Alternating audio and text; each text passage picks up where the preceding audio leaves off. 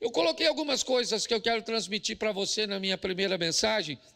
E a primeira delas é: nós somos uma agência do reino, mas não somos a única. E eu preciso que você entenda isso. Entenda que nós somos mais uma agência do reino.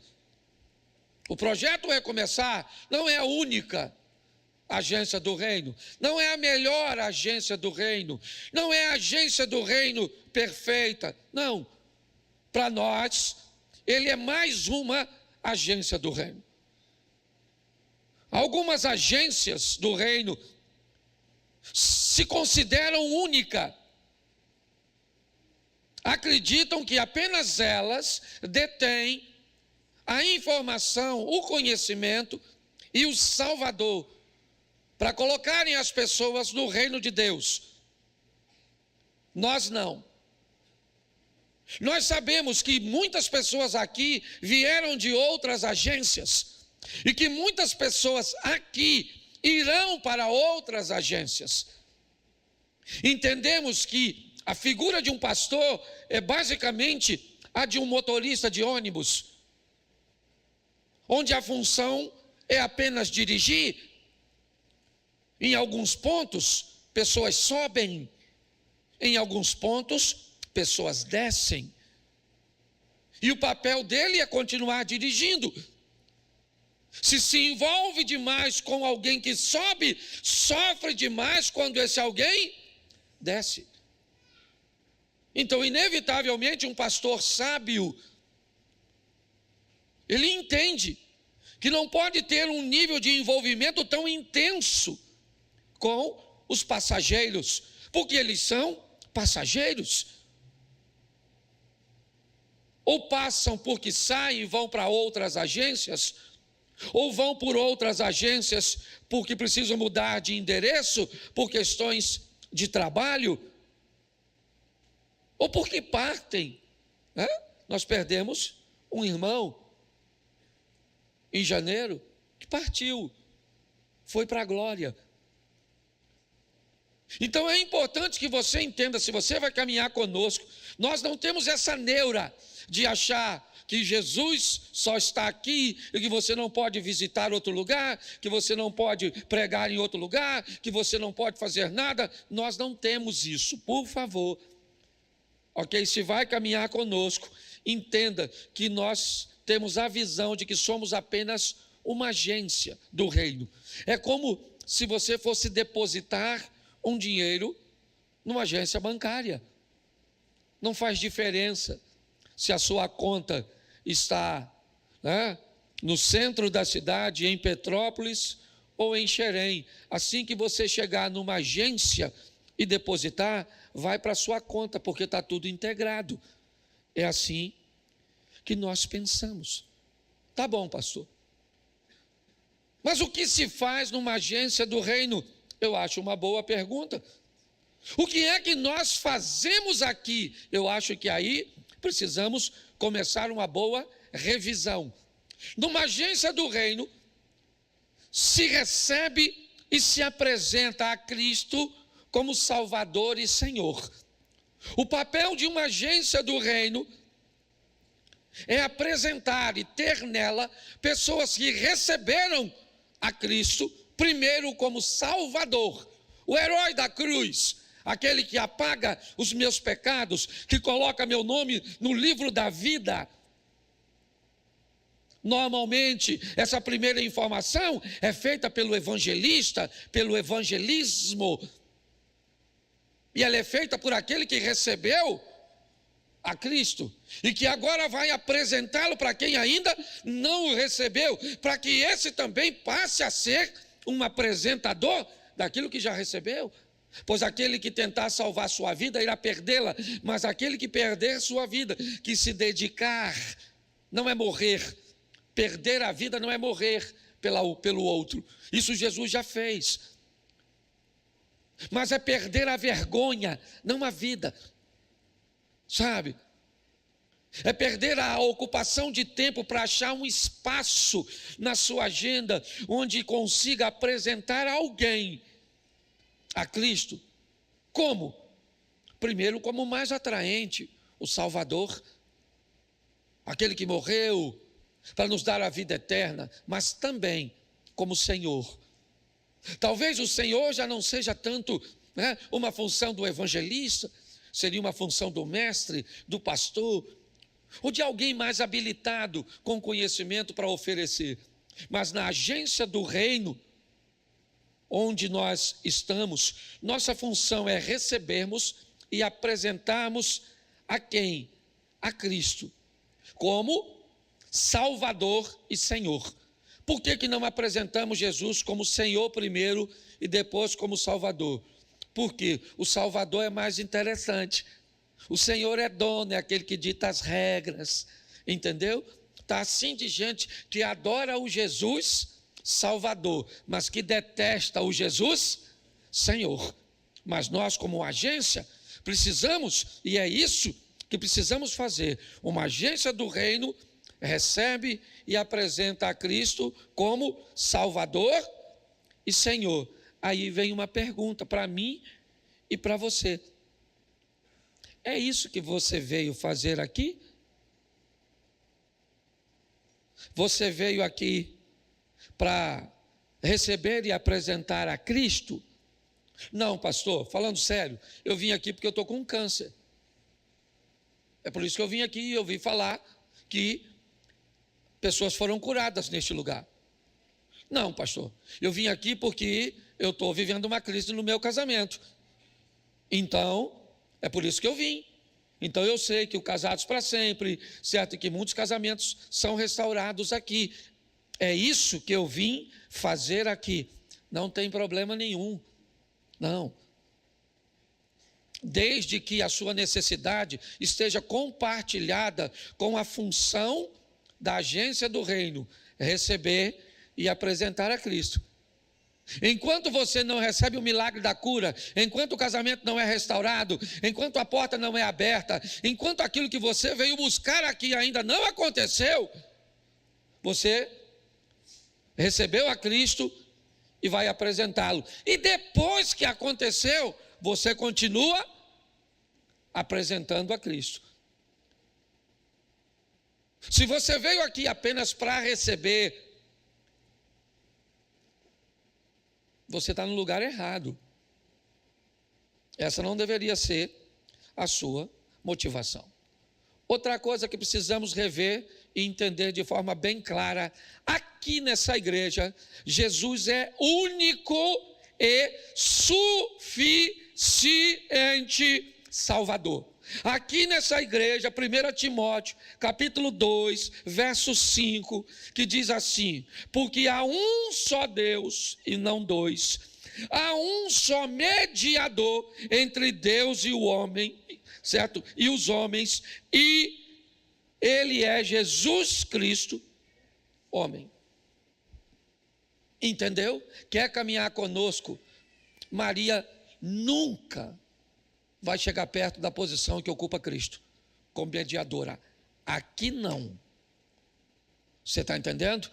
Para nós aqui, que é caminhar conosco, Jesus é único e suficiente, é o que a Bíblia diz. Respeitamos, certo? Somos educados, mas é importante você entender que ninguém, certo? Se aproxima da posição de Cristo. Ninguém. Não vem com gente do, né, adventista, não vem com mormons, não vem com testemunha de Jeová, não venha com ninguém que tenha eleito, não venha com o islamismo, não venha com ninguém que tenha elegido alguém a um patamar que nós só colocamos a Cristo. Que isso fique claro para todos aqueles que querem caminhar conosco. Aqui, nessa agência do reino, Jesus é único e suficiente, e ninguém se aproxima, ninguém. Aqui pastor não é pop star, não é, certo? Não tem essa história. Às vezes você pode ver, o pastor lá da sua igreja é famoso uma ova, certo? Não tem esse negócio não, certo? Aqui é Jesus e é Jesus. Você está entendendo? É desse jeito que funciona, e a gente precisa entender isso respeito, tá certo? Outra coisinha, rapidinho. Nós acreditamos que o Deus que servimos move-se com bondade e justiça.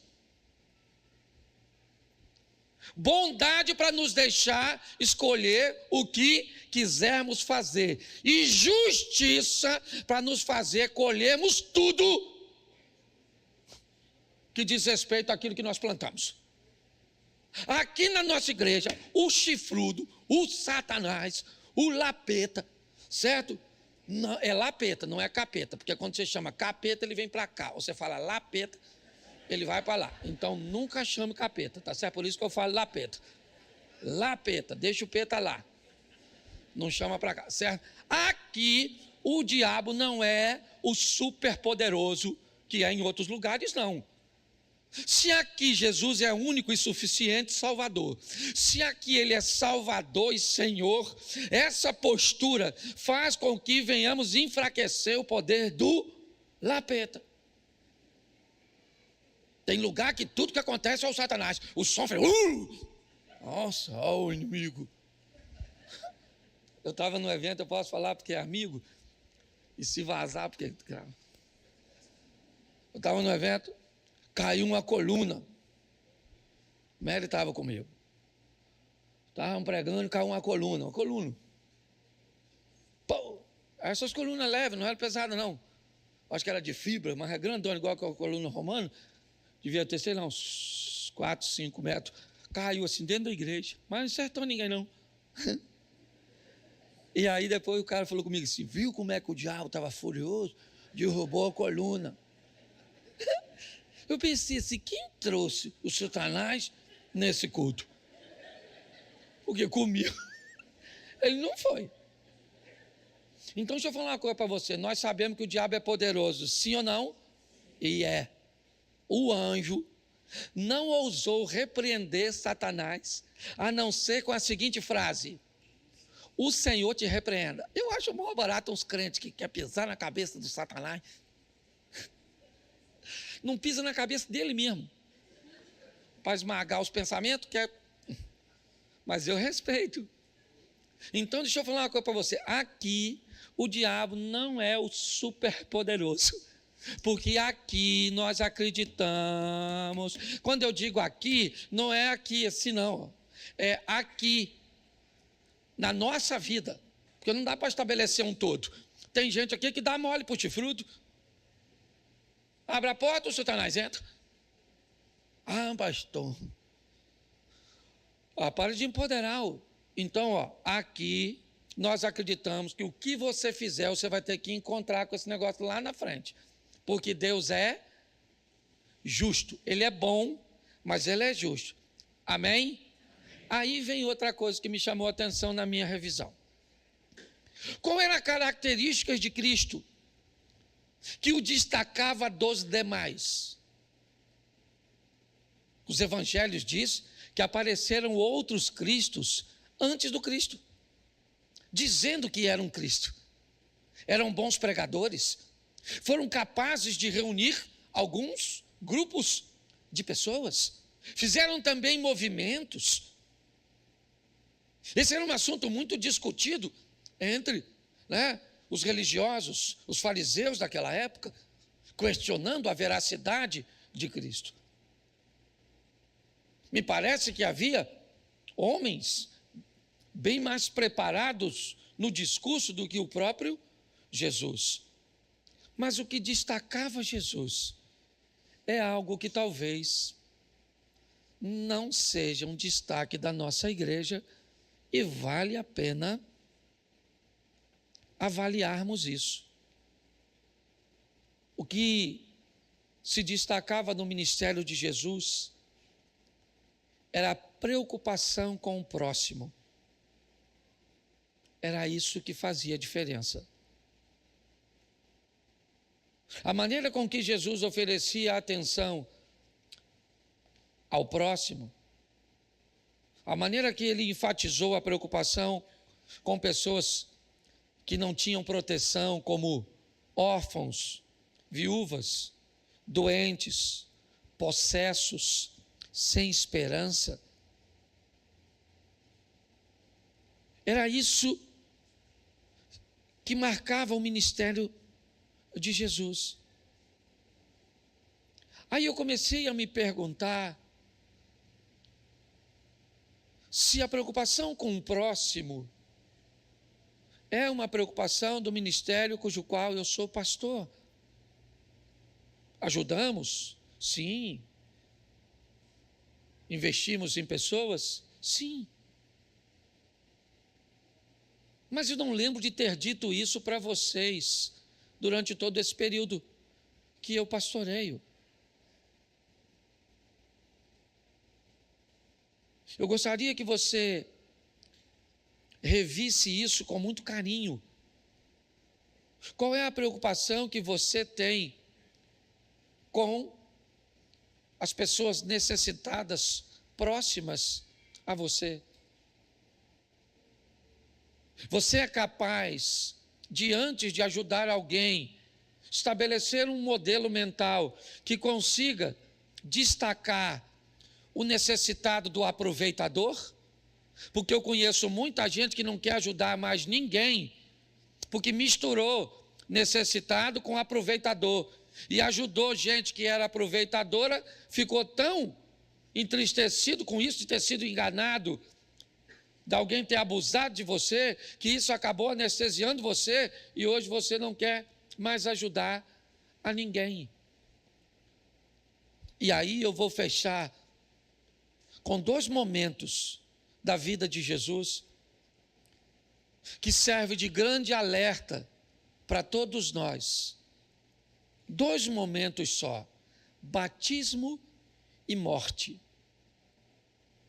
Preste atenção o que acontece no batismo e na morte. Dá para colocar na tela para mim?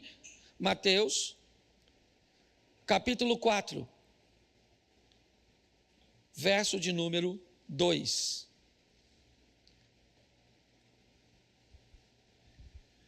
E depois de jejuar 40 dias e 40 noites,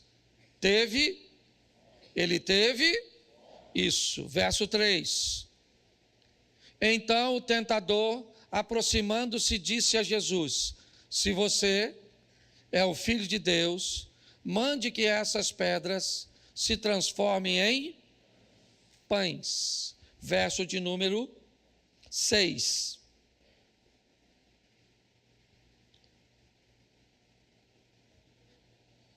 Isso. E disse: se você é o Filho de Deus, jogue-se para baixo, porque está escrito: aos seus anjos ele dará ordem a seu respeito. Verso de número 8. O diabo ainda levou a Jesus a um monte muito alto, mostrou-lhe todos os reinos do mundo e a glória deles. Verso 9. E disse: tudo isso lhe... Preste atenção, porque este é o momento. Jesus veio ao mundo para salvar a quem? A ele mesmo? Não. Ele veio para dar a vida por muitos, certo? Dentre eles, nós. Mas na tentação, uma coisa está bem colocada. Quem é que está lá? O Salvador. E quem é que está lá? O diabo. E o que o diabo quer fazer com o Salvador? Pare de pensar nos outros e pense em si. Você não está com fome? Se preocupe com a sua fome, não é com a fome do outro. Olha só, quando você estiver numa situação de perigo, pense em você. O Senhor dará ordem aos seus anjos a seu respeito. Pare de se preocupar se o Cláudio está em perigo, se o William está em perigo, se a Poliana está em perigo. Pare de se preocupar se o Miranda está em perigo. Pare. Não se preocupe com os outros, se preocupe com você. Salve-se a si mesmo. Ele não veio para salvar ele veio para salvar a mim. e a você. Você viu aqui? Tudo isso eu te dou, Jesus. A proposta é essa. Pare de pensar nos outros e pense em você. Pare! Negócio de evangelizar os outros o quê? De orar pelos outros o quê? Para quê? Para de vir à igreja, para a igreja ficar vazia e não se tornar interessante para ninguém. Você já administra a sua vida muito bem. Tem que chegar em casa e está tudo pronto mesmo. Dane-se. Você já está cansado pra caramba, tá? Sua mulher que se vire para fazer tudo. Dane-se se você teve um dia ruim. Pega o seu dia ruim e deixe na rua. Chegou em casa, esqueça quem você foi lá fora e chegue bem mansinho. Esqueça, por quê? Porque você não pode pensar nos outros. Porque se você começa a pensar nos outros, você começa a se parecer com Jesus. E se você começa a se parecer com Jesus, aí as coisas vão ter problemas. Isso. Não pense. Você vem cantar aqui, pense em você, de fazer bons movimentos, de cantar sua voz. Pense como a sua imagem vai aparecer na internet. Isso, pense nisso. Pense em você. Esqueça as pessoas. Essa é a proposta do Satanás para Jesus. Está com fome? Não é você que está com fome? Então não se preocupe com a fome dos outros. Não é você que está em perigo? Então saiba que Deus vai socorrer você. E o outro? O outro que se dane. Para que sofrer? Eu te dou todos os reinos. Pense em você, Jesus. Pois é. Mateus 27, 40. Dá uma olhada. Já que não conseguimos pervertê-lo no início do seu ministério, batismo, quem sabe não vamos conseguir no final de seu ministério, a morte. Ei, você que destrói o santuário em 3 dias, o reedifica? Salve a si mesmo. Se você é o filho de, desça da, salve-se. Salve-se. Verso 42. Salvou os outros e a si mesmo não pode salvar? É rei de Israel? Que ele desça da cruz. Então, creremos nele. Verso 43. Confiou em Deus, pois que Deus venha livrá-lo agora, se de fato lhe quer bem, porque ele disse: sou filho de... Isso aí. A minha pergunta na minha revisão desta noite é: estou pensando demais em mim mesmo. Como é que as pessoas estão me vendo? O que elas estão pensando a meu respeito? O que eu tenho, o que eu faço? Eu acho que vale a pena nós lermos a carta aos Coríntios, onde a motivação ela é mais importante do que o fato em si.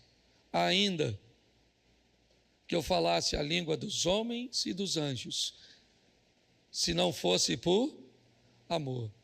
Ainda que eu desse meus bens e que eles fossem repartidos pelos pobres, se não tivesse amor. A motivação, ela é maior. Vamos pensar um pouco sobre isso. Essa é a minha palavra para vocês hoje. Amar o próximo. Parar de tentar salvar a si mesmo. Mas antes disso, para que você consiga fazer isso a longo prazo, tire um tempo para pedir a Deus em oração o discernimento, a expertise, para identificar entre o malandro, o aproveitador, o vagabundo, desculpe a expressão chula, sabe, mas só para não deixar na obscuridade, aquelas pessoas que querem se aproveitar de você, chegar a contar uma história para você, certo? De sofrimento, porque quer tirar coisas de você, porque tem preguiça, porque se você não souber identificar essas pessoas, você não vai conseguir ajudar pessoas por muito tempo. Vale a pena hoje, porque é isso que eu coloquei no meu coração.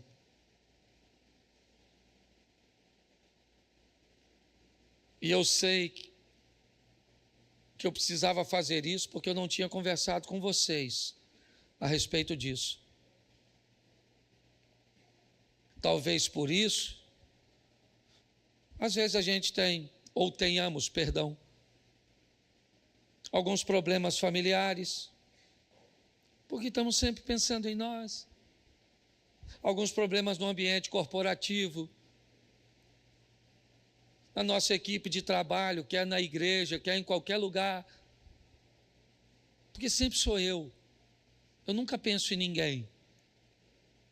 Eu sempre penso em mim. E se eu só penso em mim, aí fica difícil de me parecer com Cristo. Porque Cristo não pensava somente nele. Aliás, essa foi as ofertas que ele mais rejeitou. Desça da cruz, salve-se, salve-se, salve-se, Jesus. Ele disse: não, eu não vim salvar a mim mesmo, eu vim salvar os outros. Que essa mentalidade possa ocupar um espaço, talvez pequenininho e tímido inicialmente na nossa mente, mas ao longo do tempo que isso cresça. Pastor, o que o senhor está querendo dizer? Para eu finalizar, é simples. Sentou na igreja do lado de alguém, não interessa se Deus te mostrou, se não te mostrou, se você teve, não interessa. Bota a mão na pessoa e faz uma oração. E diga para ela sair melhor do que entrou. Peça a Deus para intervenha em favor dela, porque você não sabe o que ela está passando, mas Deus sabe. Essa é a grande verdade, é isso que eu queria deixar para vocês na minha primeira mensagem do ano de 2024. Então nós precisamos melhorar, ok? O nosso conhecimento a respeito daquilo que nós estamos enfrentando. Posso ouvir um amém? Amém. Segundo exemplo, outro homem de Deus, primeiro livro dos Reis, capítulo 17, versículo 1 e 2. Põe para mim, por favor. Primeiro livro dos Reis. Então Elias, o tisbita dos moradores de Gileade, disse a Acabe: vive o Senhor, Deus de Israel, perante cuja face estou, que nesses anos nem orvalho nem chuva haverá, senão segundo a minha. Verso 2. Depois veio a ele a palavra dizendo, preste atenção, esse é um segundo cara, homem de Deus, inquestionável. Você quer... Alguns ortodoxos conservadores em Israel, nas suas refeições, deixam uma cadeira na mesa, vazia, para Elias. Para você ver o que em alguns ambientes de Israel, o quão grande esse camarada é. Mas esse camarada tão grande, que viveu coisas tão extraordinárias, ele pediu para morrer. Ele desistiu. Ele só... não desistiu de fato, porque Deus o motivou. Porque se dependesse dele, ele teria desistido. E o que? Um homem como Elias, primeira coisa, o que Elias tinha? Princípios. Elias era um cara de princípios. Elias era um cara que não negociava, que não abria concessão, que não era politicamente correto. Elias era um cara de sim, sim, não, não. A postura dele como crente era algo extraordinário. Quer mais? Vou te dar mais um adjetivo. Ele era corajoso. A mulher do rei era uma das mulheres mais perigosas da época, conhecida como matadora de profeta, o cargo cujo qual Elias é pertencente. Acabe era um dos melhores reis no que diz respeito à estrutura, à construção, à expansão. Ele era bom e ainda tinha o apoio do pai de Jezabel, Etbaal. Era um cara bom de alianças, de conexão, é verdade, no que diz respeito à estrutura humana. Então Elias não quebrava princípios. Elias era alguém corajoso. Está ali, a palavra do Senhor veio a Elias. Ele era alguém que tinha intimidade com Deus. Então o camarada, Robson, tem princípio. O cara, Alex, tem coragem. O cara tem intimidade com, e entra numa caverna dizendo que quer morrer. Sabe o que é isso? Pecado. É, porque é só alguém falhar que a gente enfia logo um pecado na pessoa. Tem gente que não pode ver o outro sob pressão. Ah, você está sofrendo isso? Muito bem. O que é que você anda fazendo de errado? Quem é que não faz nada de errado? Levanta a mão, por gentileza. Ah, tem um garotinho ali que levantou a mão, né? E não sabe o que está fazendo. Tá certo? Então preste atenção. Se alguém for nos acusar de algo de errado, eu detesto essas profecias universais. Aqui tem alguém que Deus está me revelando que está doente. Ó, Deus está me revelando aqui que tem alguém que está devendo. Nossa! Que alguém está com problema no casamento, com problema com o filho. Que alguém... fala sério. Certo? Então preste atenção. O cara é um cara de princípio, é um cara de coragem, é um cara de intimidade com Deus. Sim ou não? Só tem um problema ali, sabe o que é? Trabalha demais, está cansado. Cansaço. Cansaço. Eu aprendi uma coisa. Aqueles que são bons naquilo que fazem, eles podem ter mais problema de cansaço do que quem é ruim. Porque quando você é bom naquilo que faz, sempre vão estar te mandando para fazer. E parece que quanto mais você faz, mais coisa alguém bota nas suas costas. É ou não é? Se na sua casa você é o que trabalha, pode olhar, o irmão dorme até tarde. E sua mãe pede tudo para tu. E se aparecer um vizinho, ainda pede para quem? Para tu. E se Deus quiser alguma coisa, ainda fala para quem? Para tu. Você vê, Saúl trabalha para o pai dele, trabalha, o Davi trabalha para o pai, trabalha para o rei ainda arruma outra tarefa. Ele tinha 2 trabalhos, músico e limpava as arminhas, apacentava as ovelhas. Tinha 7 não, que 3 estavam na batalha. Ele tinha 4 irmãos à toa em casa. E quando ele chegou em casa para levar um lanche, o pai mandou quem? Isso aí. Então deixa eu falar uma coisa para você. Isso eu falo para mim, minha mulher sabe. Nós temos vivido isso, cansaço. Tem dia que você olha e pergunta, por que amanheceu? Por que eu não morri na noite? Jesus podia ter voltado. Uma pressão desgraçada, você tem isso ou será que é só eu? Não tem um troço assim? Você olha assim, rapaz, acordava de manhã, um salto só, pum! Hoje levanta, e que hora? Bota para despertar, para ganhar mais tempo. Cansaço, está assim de gente, cansaço. Sim ou não? Está cansado demais, Elias estava cansado. Profetizou para Acabe que não ia chover, Deus falou, foge. Fugiu para o ribeiro de Querite, a água acabou, Deus falou, foge. O filho da mulher da casa que ele estava hospedado morreu, ela falou, a culpa é sua. Deus falou, agora volta para encontrar com Acabe. Ele volta para encontrar com Acabe. Sabe o que Acabe diz? Olha aí o perturbador de Israel. Elias estava tão nervoso, falou: perturbador, teu pai, a tua mãe, miserável. Está escrito, a tradução é outra, são seus pais, mas é a mesma coisa. Estava nervoso. Nervoso. O cara veio encontrar com ele lá, um centurião. Ele estava tão chateado que ele falou: Senhor, fogo! Matou os caras tudo queimado, parecia o Mushu do Mulan. Invocado. O que é aquilo? Aquilo era perturbação. Ele tinha um assessor que trabalhava com ele, que ele falou: rapaz, some! O menino foi embora. Por isso que o tal do Geazi entrou. Ninguém aguentava, estava estressado.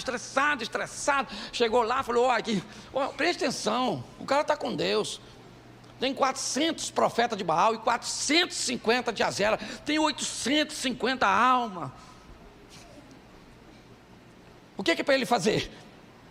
Fazer cair fogo do céu e falar para os caras: vamos aí, gente, aceitar o Deus Todo-Poderoso. Sabe o que ele faz? Corta o pescoço dos caras.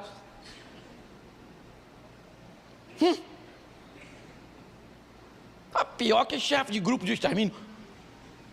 O cara é crente. Só que ele está tão cansado que Jezabel, aquela mulher que eu falei no começo, ela falou assim: amanhã, essa hora, avisa o Elias que ele vai ser igual um dos profetas do papai que ele matou. Eu mato ele. Elias saiu correndo. Falou: nossa, que mulher perigosíssima. Pô, o cara que mata 450, ou melhor, 850 homens, e sai correndo uma mulher, o que ele tem? Cansaço. Entra dentro de uma caverninha e fica lá.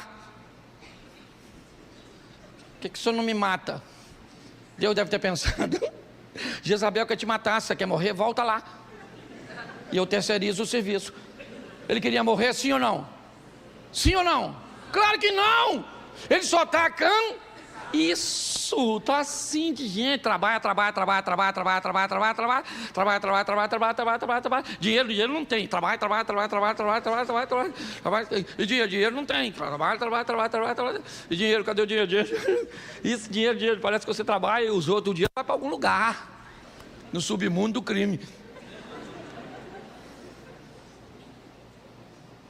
Aí é lógico o estresse. Cansaço. Nós estamos com o povo cansado, vindo para a igreja quase todo dia. Não dá nem tempo de ser crente. Por isso que eu não gosto, pelo amor de Deus. Vem para a igreja, um culto, 2 só e some. Vai viver a sua vida, vai ser crente lá fora. Aí bota o cara na segunda na igreja, e terça na igreja, e quarta na igreja, Tá, esse cara indo para o inferno, com a vida toda na igreja. O cara veio uma vez só e foi para o céu. Nossa, que tranquilidade.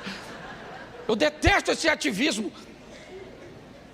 E estou falando de mim mesmo, porque eu viajo para aqui, esse dia falou comigo que estava se considerando viúva de um marido vivo. Falei: sangue de Jesus tem poder. É verdade, eu falo de mim mesmo.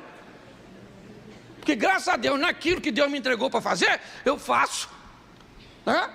Bem. E aí a demanda é grande. Então, por favor, dá uma freada nesse negócio. Porque o cansaço está matando as pessoas, matando. Você nem precisa de um grande problema. Note que o cara mata aquele montão de homem e está tão cansado que tem medo de uma mulher. É como se você vencesse um gigante hoje e saísse correndo de um anão amanhã. Porque ele está Isso, vamos. Preste atenção, porque um texto, ele vai completando o outro. Eu li, porque eu separei aqui, 10 frases ditas por Jesus. A primeira é o reconhecimento de autoridade de Deus e de seus pais em Lucas 2. A segunda é o reconhecimento da autoridade de João Batista sobre ele, Mateus 3:15. Depois é ele falando da sua missão em Marcos 1:15, onde ele fala de arrependimento e fé. A quarta está em João 1:38, onde ele pergunta: o que vocês estão buscando? Vocês vieram à igreja para quê? O que vocês querem comigo? O que vocês estão querendo comigo? É isso que ele está perguntando. No Evangelho de João, a história começa assim: o que você está buscando em mim? Eu acho que vale uma reflexão. Mas quando ele sai de João 3,15, Jesus diz 3 frases. Como eu disse 10, eu já li 4, vou ler mais 3 agora. Bota para mim Mateus, vou ler todas elas em Mateus para ficar fácil. Mateus 4:4. Mateus. Ele, porém, respondendo, disse o quê? Ele disse o quê? Ele disse o quê? Verso 7.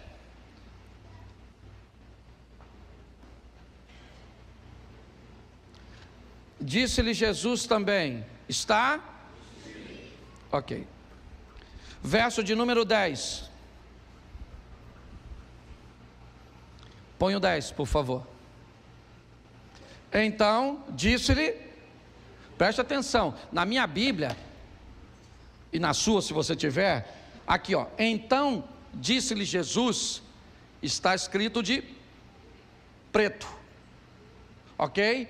Ele começa a falar agora, vai-te, Satanás, porque está, preste atenção no que eu vou lhe dizer agora. As primeiras frases ditas por Jesus refere-se a reconhecimento de autoridade. A segunda frase de Jesus, que eu citei para você, fala de sua missão e do que é necessário. Mas agora Jesus vai falar algo muito importante. 3 vezes ele diz, está escrito, está escrito, está escrito. Primeiro ele me mostra autoridade, mas agora ele me mostra conhecimento. As 3 frases ditas por Jesus agora são para combater uma coisa, sabe o que? A Bíblia. As 3 frases que Jesus está usando da Bíblia é para combater a própria Bíblia. Ué, pastor, você ficou louco? Não.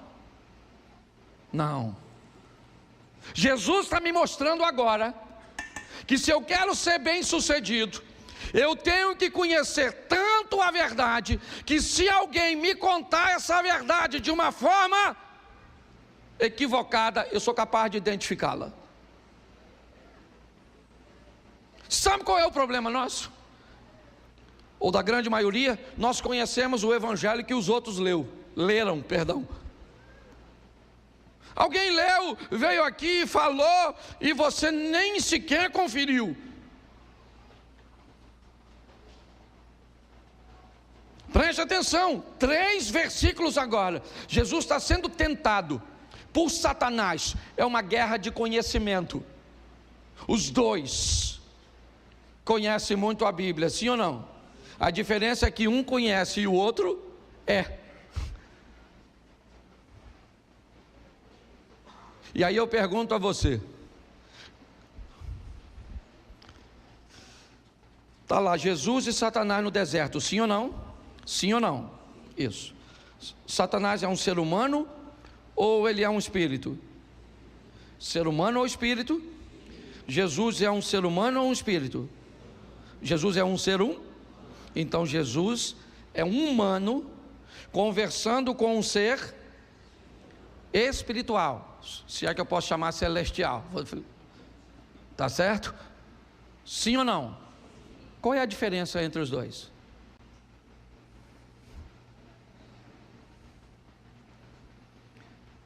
É que Jesus não pode acessar o mundo espiritual para responder. Se Jesus disse está escrito, é porque ele leu. Se Jesus disse está escrito, foi porque ele estudou. É importante nós entendermos isso. O que ele está fazendo é, Satanás diz, você tem fome? Diga a essas pedras que se tornem em pães. E sabe o que Satanás disse? Está escrito. E Jesus disse, mas também está escrito, nem só de pão viverá o homem. Se tu conhece a Bíblia, Satanás, eu também conheço, maluco. Vai ficar ruim a guerra. O diabo falou, beleza, tá certo. Certo?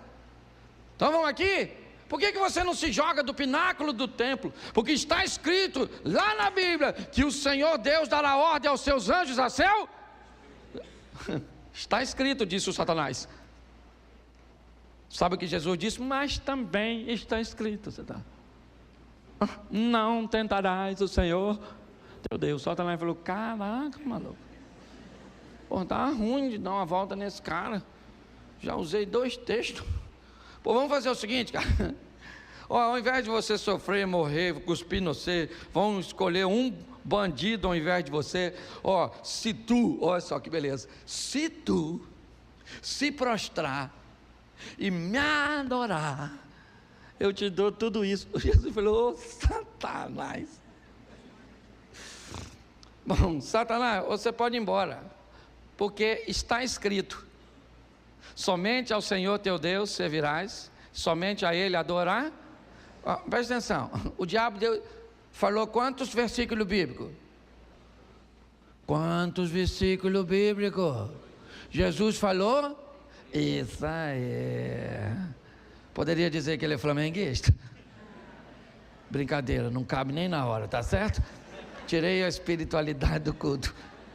Mas escute só, pare e pense. Quantos versículos são suficientes para persuadir você? Para dizer para você e convencer você que qualquer tipo de amor é válido? Quantos? Quantos versículos são suficientes para você, para dizer que você pode xaropar e manguaçar, que depois recebe asa? Só se for de Ícaro. Para se lascar. Quantos? Jesus utiliza agora 3 textos falando de seu conhecimento, porque ele estudou, entendeu? Se Jesus usou o poder dele para entender as Escrituras, se ele usou um texto que não estudou, deixa eu explicar uma coisa para você: não é justo. Não é. É importante nós entendermos isso aqui. 2 coisas eu já te mostrei até agora. Primeira foi reconhecimento de autoria. Segundo, conhecimento da palavra. Você sabe o que é de Bíblia? Nossa, pastor, vou falar mesmo. Não lê nada. Hoje já viu 50 mensagens no WhatsApp. Já consultou o Instagram. Eu falo porque eu também consultei. Não sou diferente de você não. Só que eu também li. Ou seja, uma pessoa falou comigo assim: pastor, olha só, se você tomar um copo de guaraná, você tem que tomar 5 de água para desfazer o guaraná. Eu gostei. Falei: se eu ler uma mensagem na internet, leio 3 versículos e tiro o efeito. Para cada mensagem lida no WhatsApp, você lê 3 versículos, até reduzir, ó. Era para fazer 5 copos, mas o evangelho é tão bom que dá para reduzir para 3. Então você faz o seguinte: carrega a Bíblia contigo e o celular, ou o celular na Bíblia, tá certo? Ou a mensagem: conhecereis a verdade vos. Mais 3 versículos e eu termino. João 10, 18. João 10, verso 18. Ninguém me tira de mim, mas eu de mim mesmo a dou. Tenho poder para a dar e poder para tornar a tomá-la. Esse mandamento recebi do meu. Presta atenção, porque o terceiro assunto de Jesus é controle. O primeiro é autoridade, o segundo é conhecimento e o terceiro é controle. O primeiro é autoridade, o segundo é conhecimento, o terceiro é controle. Jesus está mostrando que com reconhecimento de autoridade, conhecimento e controle, eu vou vencer. Ele diz: eu venci. Venci por reconhecer a autoridade de Deus, da minha família ou dos meus responsáveis e das autoridades que estavam sobre mim. Eu venci por quê? Porque conheci a verdade, porque conhecia a Bíblia para combater. E agora ele me mostra o que ele está dizendo. Ele está pronto para morrer. E ele está dizendo: palhaçada é essa, discípulo? Conversa é essa, rapaz? Ninguém tira a minha vida, sou eu que dou. Eu estou no controle desse negócio tudo aqui, rapaz. Para com essa palhaçada. Porque eu imagino os discípulos de... Calma, gente. Estou entregando e já eu tomo de volta. E aí eu vou voltar aqui num corpo ressurreto, ninguém me mata mais. Controle. João 19:11. Põe aí, 19:11, irmão. Isso. Respondeu Jesus. O que ele está dizendo?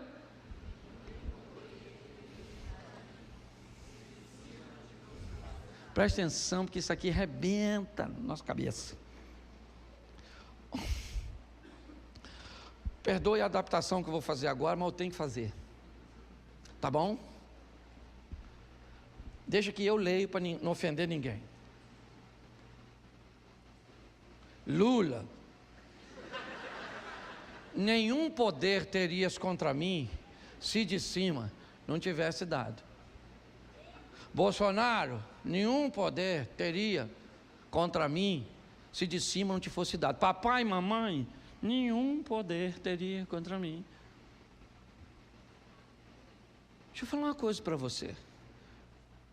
Jesus está dizendo o seguinte para Pôncio Pilatos: Pilatinho, sabe o que Pilato falou para Jesus? Encheu o peitinho. Ele falou: ô Nazareno, estão querendo lascar você. E aqui nessa jossa quem manda sou eu.